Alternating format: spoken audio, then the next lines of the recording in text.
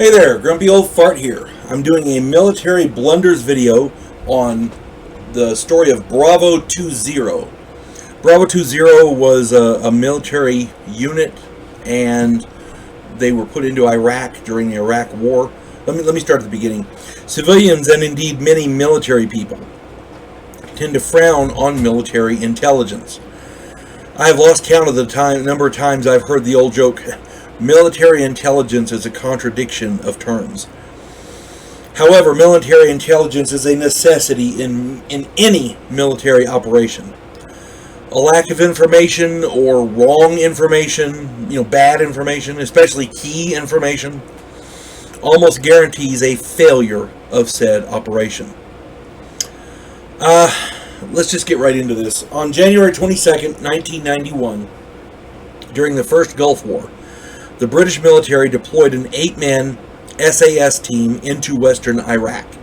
For those of you who don't know, the SAS is the Special Air Service. It's the British Special Forces, like our Green Berets and Navy SEALs and like that.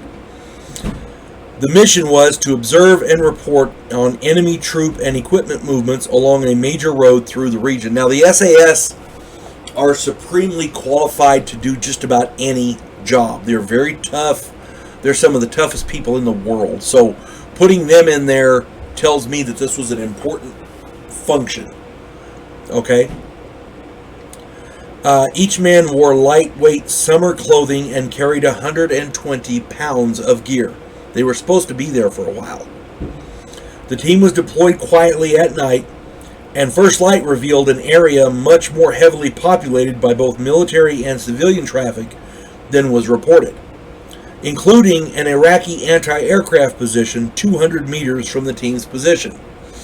Now keep in mind, this is a wartime footing, so any military installation, any military setup like this anti-aircraft position, at night they kept noise and light discipline down, so they didn't want to be seen, they didn't want to be heard. So when these guys were put in there, 200 meters away you had an enemy installation and they didn't even know it was there. And that makes sense, because that happens. But their military intelligence should have known that was there. They should have known how heavily traveled this route was. And it was cold. The Iraqi winters can be very, very harsh. The team realized that this situation was untenable, and they attempted to radio for extraction. However, they had been given incorrect radio frequencies.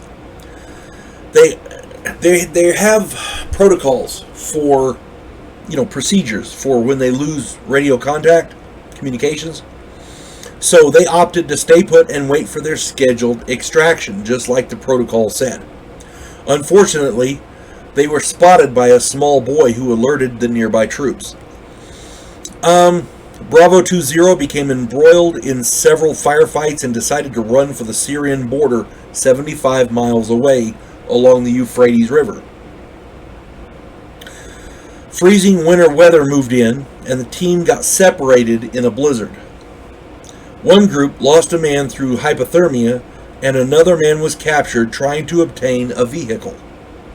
One man, Chris Ryan, made it to safety, having walked 186 miles in just over a week. So he was determined to get the hell out of there. You can't blame him. The other group hijacked an Iraqi taxi and were caught in a firefight 4 miles from the Syrian border. One man was shot dead and one man died of hypothermia after swimming the river. The other 2 were captured.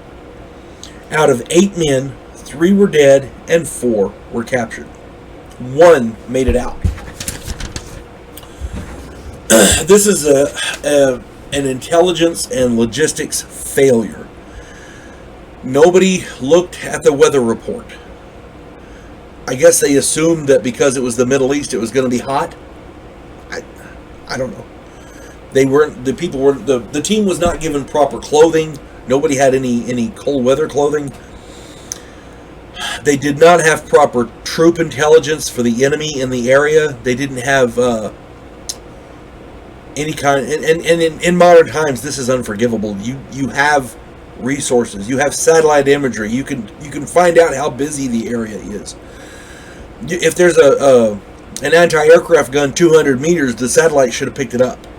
You see what I'm saying? For whatever reason, they didn't get any of this. And on top of that, the one that gets me,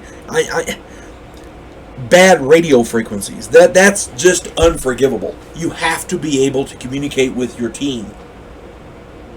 They may as well have been sent in there without rifles or without food or whatever. That is unforgivable. You have the team has to be able to call the boss, find out what the hell's going on. This is just ridiculous. The whole point, the mission from planning to them guys being put in there was, to the point where they were inserted into the country, into Iraq, where that whole section there was non-existent. I don't know.